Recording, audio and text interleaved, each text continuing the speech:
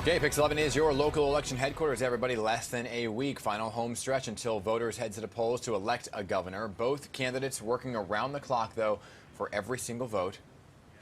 We need to vote like our life depends on it, because the reason why people are leaving the state is because they're hitting their breaking point. We're out there fighting for every vote. We are picking up a lot of independents and Republicans in addition to the Democrats, so we have the winning formula. I feel very confident.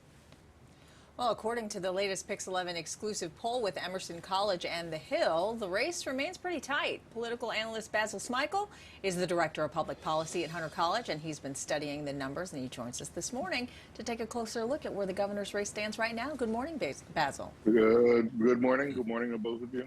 Always great to have you. So we saw yesterday both those candidates out there really pounding the pavement, greeting voters. So how important do you feel that this last week is, this last push before Election Day is? And go ahead. No, it's incredibly important, and that's why you're seeing Kathy Hochul spend a lot of time in New York City over the last few days, and probably will going into the last week, because, you know, Lee Zeldin's been spending a lot of time in New York City, and any Republican running statewide needs about 30% of the vote in New York to win, as long as they, you know, can cobble together what they need in the suburbs and upstate. And he's been campaigning here a lot, particularly on this issue of crime. So Kathy Hochul, you saw her in the Bronx doing subway stops. I think she'll be back a couple of times in the next few days. So she's going to be hitting it really hard as well, trying to make sure that he doesn't get that 30% downstate. Yeah, so take a look right here, because the Emerson College PIX11 The Hill poll shows that Kathy Hochul right now has an 8-point lead over Republican Lee Zeldin. Now, it's a far cry, as you know, Basil, from the double-digit lead that she had over the summer. You know, so when you look at the totality, you said 30% really is the threshold in New York City for a Republican to have any kind of chance of winning. Lee Zeldin confident right now that he can actually pull it off. What do you see? What do you think when you see the numbers? Well, you know, what's interesting with this poll is that it comes on the heels of another poll that had Kathy Hochul losing.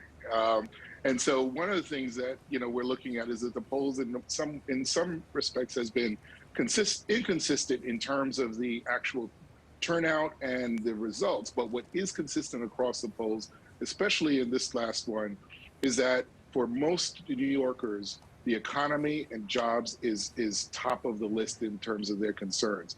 What Democrats had counted on over the summer, which is in part why you saw her lead be so significant, is that abortion rights, reproductive rights, was going to carry the momentum into November. But when you look at the polling and these crosstabs, it actually doesn't rank as high as Democrats perhaps had wanted it to. That's right. It's been replaced by both economy and jobs, but also crime. And for African Americans, it's threats to democracy that also are pretty high up there. So it's an interesting sort of change in the momentum over the last few months. So do you think it's going to come down to the undecided voters? Because Governor Hochul's lead, it increases by 9 points to 54%, as you see right there.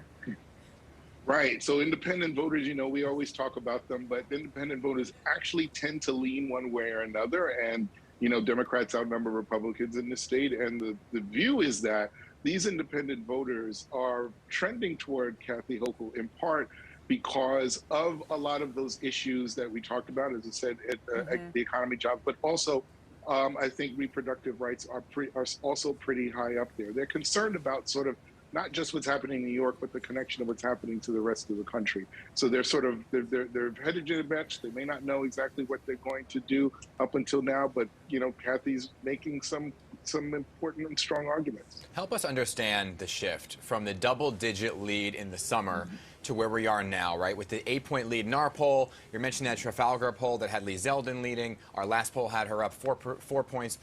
Is it, when you look at things like the Jewish population, right? And anti-Semitic attacks have been on the rise, so obviously Lee Zeldin focusing on crime, and then that's one aspect of the population. And what do you think of it when you look at the numbers? What's the shift? Well, yeah, you know, it's interesting when we had in the summer that you know, all these concerns about reproductive rights and the Supreme Court decision. You did see a lot of momentum for the Democrats, but there was a word that we used a lot in 2016, which has been pushed from our political lexicon, and that's pivot.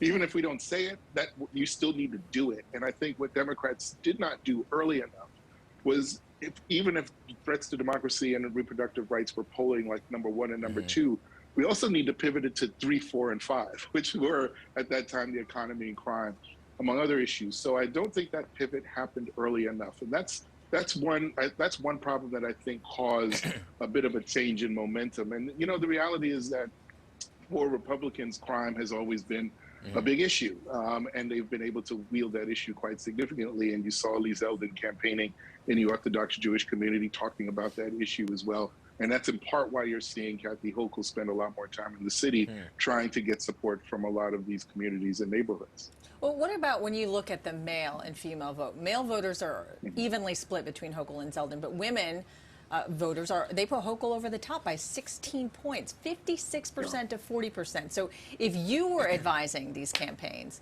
what strategy would you put forth for each of them? I would say for Kathy Hochul, keep talking about reproductive rights. You have to keep talking about it. It's a monumental shift in policy over the last 50 years. But also focus, there's nothing wrong with Democrats talking about economy and jobs and taxes and inflation. We actually won in the suburbs nationally over the last few cycles talking about those very issues. So when you have a lot of, women that live in the suburbs that either they're going to the store to buy groceries, or they're commuting.